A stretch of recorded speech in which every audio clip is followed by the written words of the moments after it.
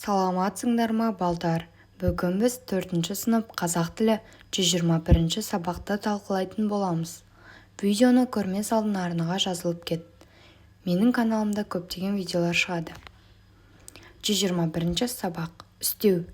Болашақ қаласына саяхат. Мәтінді тыңда. Қазақстан экономикалық кедергілерге қарамай қиын да күрделі шешім қабылдады.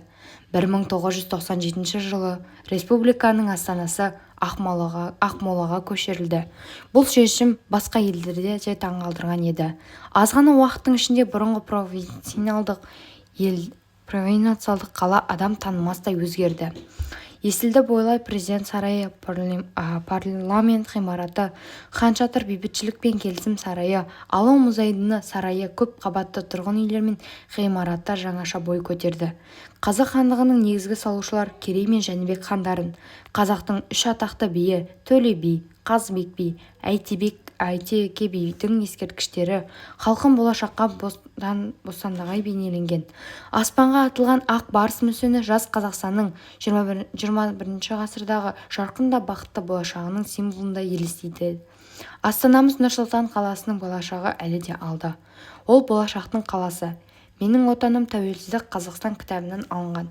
Тыңдаған мәтіннің мазмұны бойынша пікіріңді айт. Мәтін не туралы? Мәтін Астана қаласының құрылуы туралы айтылған. 2.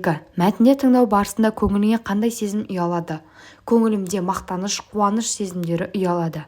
Астана қазіргі Нұр-Сұлтан қаласын неліктен болашақтың қаласы деді? Себебі бұл қалада бақытты болашақ құрылды деп сенеді. 4. Мәтінде қарамен жазылған сөздерді оқы, мағынасына назар аудар. Аз ғана аз, кішкене, бұрынғы баяғы, ертеде, жаңаша жаңа үлгіде, алда келер уақытта. Екінші жаттығуды орындайтын болсақ, сөздерді оқы. Былтыр күндіз төмен кенеттен, алда, жорта, жоғары. Бұл сөздерді етістіктермен тіркестіріп жаз.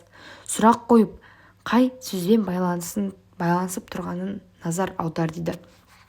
Сөйлемдер мен істеулердің сұрақтары. Біріншісі, былтыр кетті. Былтыр қашан мезгіл істеуі. 2. Күндіз келді. Күндіз қашан мезгіл істеуі. 3. Төмен жүрді. Төмен қайда мекен істеуі. 4. Кенеттен ұшты. Кенеттен қалай сын қимыл модель істеуі. Алда тұр. Алда қайда мекен істеуі. Жорта айтады. Жорта қалай сын қимыл модель істеуі. Жоғары көтеру. Жоғары мекен істеуі. Яғни қайда деген сұраққа жауап береді. Енді іс-әрекеттің мезгілін, мекенін, сын қимылын білдіретін сөз табын істеу дейді. Істеулер қашан, қайда, қалай деген сұрақтарға жауап береді. Жүрдек пойызбен Елордаға тез жеттік. Түнде қала көшелері жап-жарық. Биыл Астананы көруге бардым. Ребусты шешуіңнің істеулерді қатыстырып сөйлем құра дейді. Бұл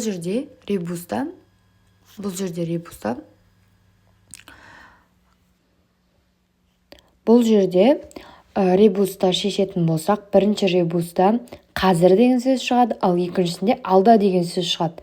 Біріншісіне қазір үй тапсырмасын орындаймын. Қазір қашан мезгіл істеуі. Қарындасым алда келе жатыр. Алда қайда мекен істеуі. Істеудің мағыналық түрлерін тиісті сөздермен сәйкестендіріңдер. Мезгіл, мекен, қайда, сын қимыл, қалай. Бұл жерде сәйкестендіреміз. Енді 5-ші жаттығуға өтетін болсақ, жұмбақты көшіріп жаз, шешуін тап. Күндіз білінбейді, түнде күлімдейді. Істеулерді тауып істеу екенін дәлелде дейді. Күндіз, түнде істеулер, себебі бұл сөздер іс-әрекеттің мезгілін білдіреді және қашан деген сұраққа жауап береді. Мысалы, мен күндіз кітап оқимын, ол түнде тынығады. Дәлелдеу үлгісі. Бұл істеу, өйткені ол іс-әрекеттің мезгілін, мекенін, сын қимылын білдіреді.